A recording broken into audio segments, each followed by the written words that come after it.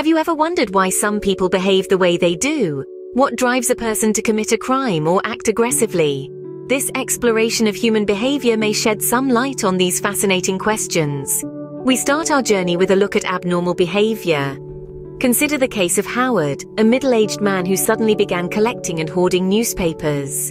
Howard's behavior puzzled his friends and family, especially since he had never shown any interest in newspapers before. But psychologists would recognize this as a classic example of compulsive hoarding, a type of abnormal behavior often linked to obsessive-compulsive disorder or OCD.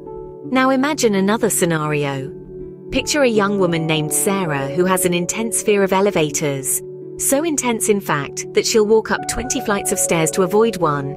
Sarah is experiencing a specific phobia, another type of abnormal behavior.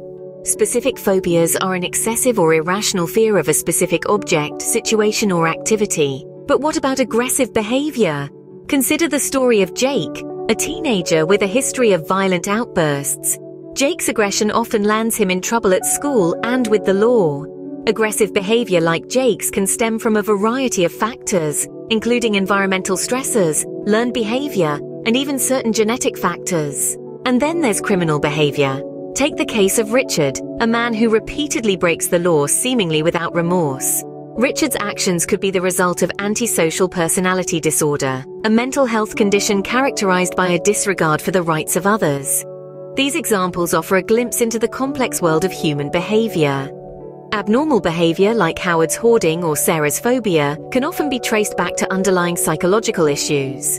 Aggressive behavior like Jake's can be influenced by a range of factors, from environment to genetics. And criminal behavior, as seen in Richard's case, can sometimes be linked to specific mental health conditions. But the key takeaway here is that human behavior is not black and white. It's a complex interplay of psychological, environmental, and genetic factors.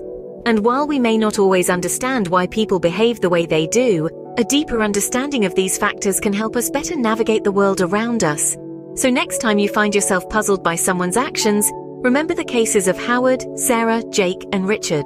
Their stories serve as a reminder that understanding human behavior often requires looking beyond the surface.